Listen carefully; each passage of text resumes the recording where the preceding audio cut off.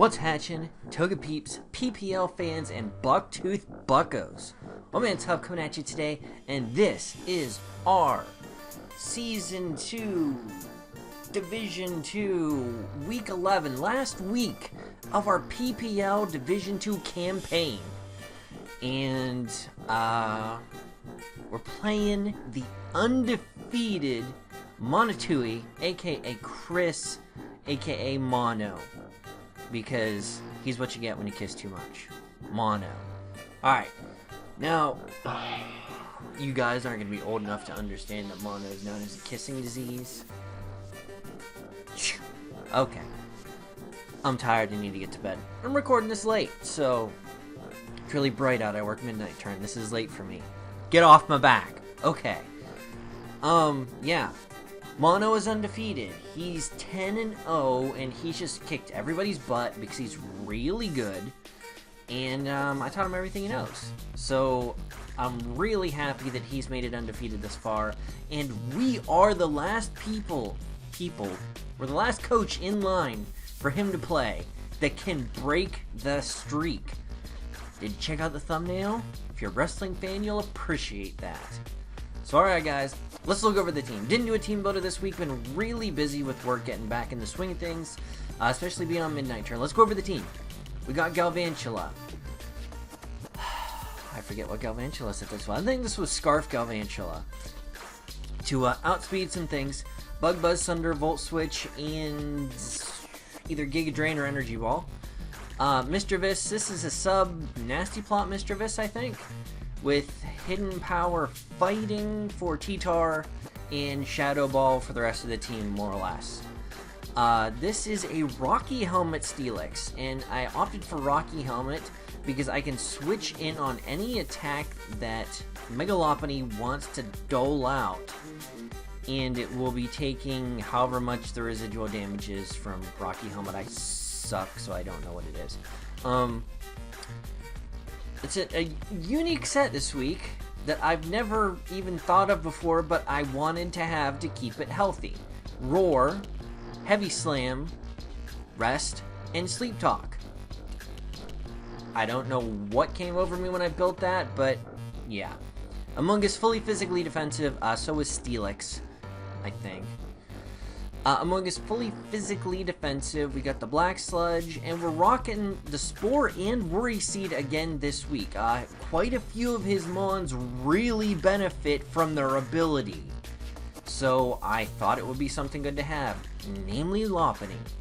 Lopunny really benefits, Nidoqueen really benefits, it doesn't really hurt T-Tar, it gets rid of Prankster on Whimsicott, if it works on Grass-type Pokemon. Again, not a mechanics genius. But what do we have? Hidden Power Fire in the event he was to bring his... What's he have? Ferrothorn. He's got Ferrothorn, and I thought he might bring that.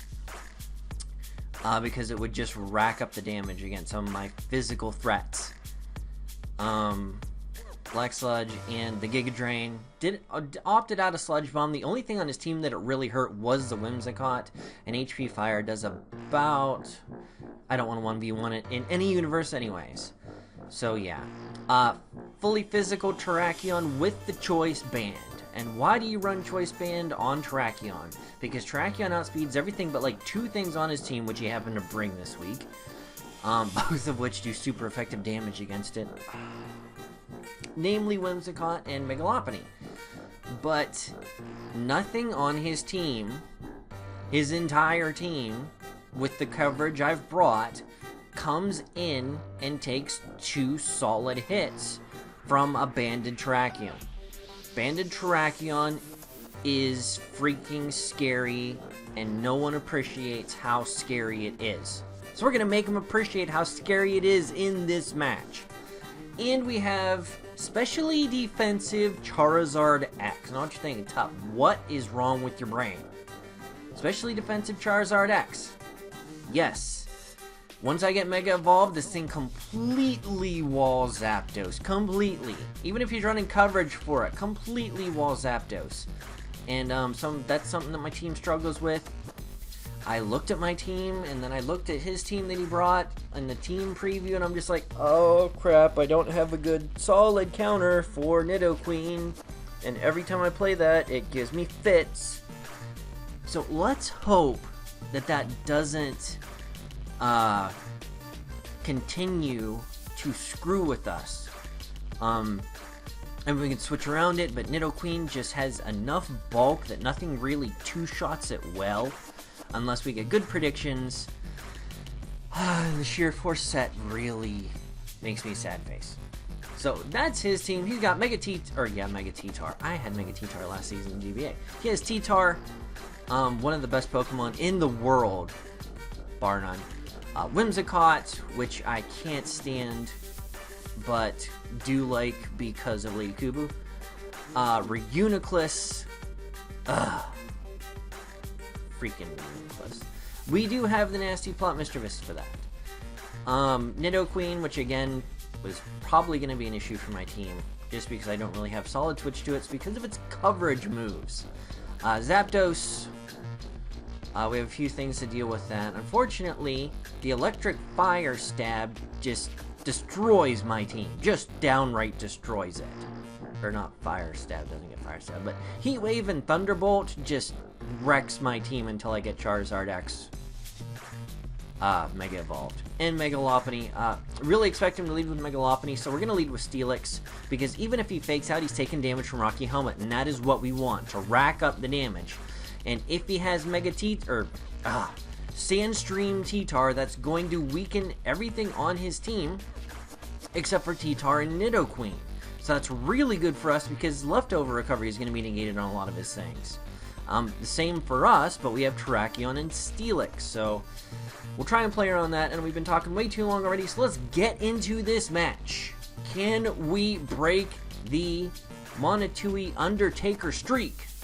Let's find out. Now, this match is like 4 days old, so, I hope I remember everything that happens. So, Chris Monotui is issuing the challenge. We didn't lead with Steelix? Oh, that's right. We could switch it in anyways. We led with this in the event he didn't lead with Megalop. I don't know what he thought he was going to lead. Oh, my brain is just kerfluffled. We bring in Steelix. Blitzburg, bringing it in. He's going to Mega Evolve and go for the Fake Out. And he's going to take more damage from the Rocky Helmet that we're going to take from this Fake Out. And that is just giggity. But, yep, here comes that Fake Out. It's going to hit us. And it does 19 damage because it was a crit. It wouldn't have done nearly that much had he not crit us. So this is starting off fantastically with a crit on turn 1. So he's going to bring out Zapdos here. And I'm just going to play it safe right off the bat. I don't want to reveal too much of my set. I'm just going to go for a Heavy Slam. And that does nothing, making me think this has a bit of investment. He played smart going into this because he did pack the Defog. In the event I was to set up Rocks that turn, he would have been able to defog them away right away. We're going to Roar. We shouldn't have stayed in. We made the same mistake we did last week and left Steelix in on a special attacker when we had better things to switch into. So T-Tar's out here. We're going to go into Blue's Clues because he really can't do much to us. Was expecting a little bit more of a physical variant, but that does nothing. The Sandstorm is going to negate our Black Sludge recovery, but he can't stay in on us at all. It's going to switch out here, and he was prepared for this. He's going to go into Latifa, his Nidoqueen. I just go for a Spore right away, and she's got the safety goggles. Good thing about this is I know it's not packing the Life Orb now. I know that it's not Scarfed. Really good to know what kind of set this is, but I'm not really fearing what this has right now, and I want to get rid of that Sheer Force. So I do that, I'm able to get off the Worry Seed and give this thing Insomnia. So all of its attacks are going to be doing less damage to my team until it switches out, which is fantastic because this thing is just a monster, and the coverage just scares the pants off me. Gonna go for the Ice Beam here, and that does a nice chunk for him. Gonna go for the Giga Drain, and that's not much at all. Sandstorm is going to subside here. I really thought about clicking Spore here a lot, because I'm like, he's going to switch out. He knows that Ice Beam isn't doing enough, and he wants his sheer force back. I was so close to just clicking that stupid Spore. Here we go for Giga Drain again. And that does nothing to Zapdos because resisted. Now we're sitting at over half. So I'm thinking to myself, do I want to stay in and try and get a Spore off on this thing? I'm like, I might be able to take a T-Wave, and I don't. I'm just like, holy crap. Oh, then I'm like, oh yeah, that was my physical variant, not my special variant. And I was just like, F. So Stampede is going to come out here, and we are going to see why Choice banned Terrakion. Rux Fools. Stone Edge. This thing is just below, or right above, 75%. 2 Stone Edges, resisted hits, neither of which were crits, takes down Nidoqueen. Wham bam, thank you ma'am, good night, have a seat, you're done. So Nidoqueen goes down, Terrakion racking up a kill. These last couple weeks, Terrakion has really shown what it is worth. Just bringing out Steelix here for fodder in the event he was going to... The powder move thing that paralyzes you, Sunspore. Just goes for the Moonlight here. So we don't have any damage on this thing, so we're not seeing an item yet. But we go into Phobia, where Choice Scarf, so we're going to outspeed it anyways, and it can't hit us with a... whatever that Stun Spore is. Yeah. So we're going to Volt Switch out here, because I really thought he would switch. We're going to go out into Karis, Miss Magus again. And we're going to see what's going to happen. Going to go for the Moonblast here, and I think we should take this relatively well, depending on how invested they are, and we take it about a third damage from it. But that is well acceptable for me here. Whimsicott's going to switch out here. I'm going to go back into Reptar, get that Sandstorm going. I don't know if he was predicting a substitute here. I've run substitute quite a few times, but I just go straight away for the Nasty Plot. Because I knew I could take another attack from the Whimsicott, get the Nasty Plot up, and attack. Not very many things outspeed me on this team outside of Whimsicott and that. I'm going to go for the Hidden Power here. I really fudged the Calc up big time. The Calc I had running had me set at least 90 to 100%. And then I realized I forgot to factor in Sandstorm. So I went with the blank set because they didn't have an Assault Vest one. So that really upset me. That didn't do as much as I thought it would. We're going to see leftovers here on Tyranitar. So this is we've seen Pursuit Trap, or yeah, Pursuit Trap, that's what it's called. Pursuit and the Earth Power here. Now we're just going to stay and going to go for another Stone Edge because it hits everything on his team for insane damage. And that is going to take out Tyranitar. Wasn't an extremely high health, but regardless here, and I'm running out of things to switch into. So we're going to go straight out into Dark Side because it's my most expendable mon at this point. His special attackers really aren't that bad. He's going to hit off a high jump kick here.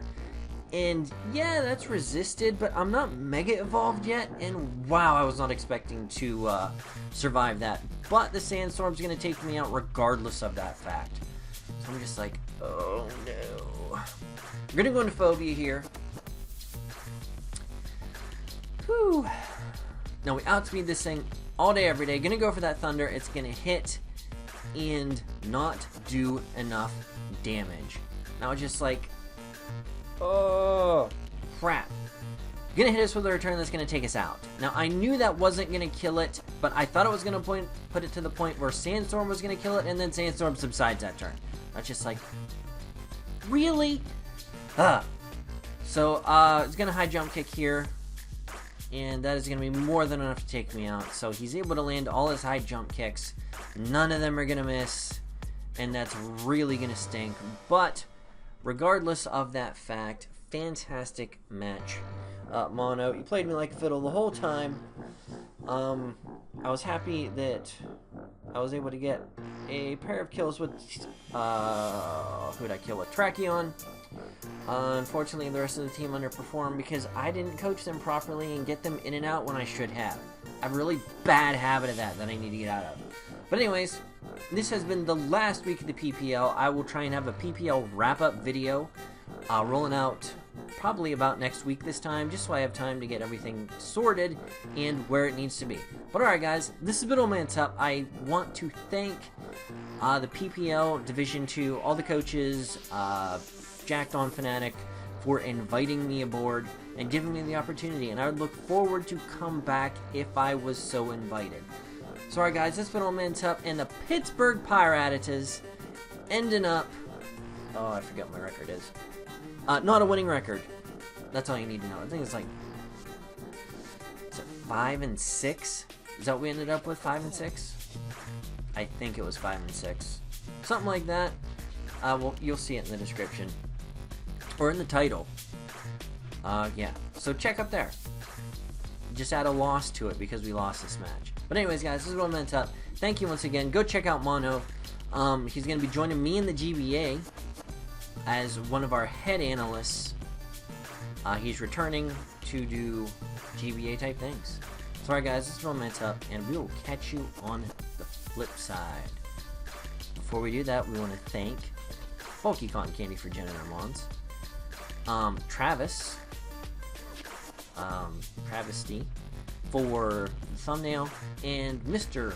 Rye Quinn himself for recording a match. So that's all the thank yous this week, and thank you PPL fans for the love and support. Catch you on the flip side, guys. Peace!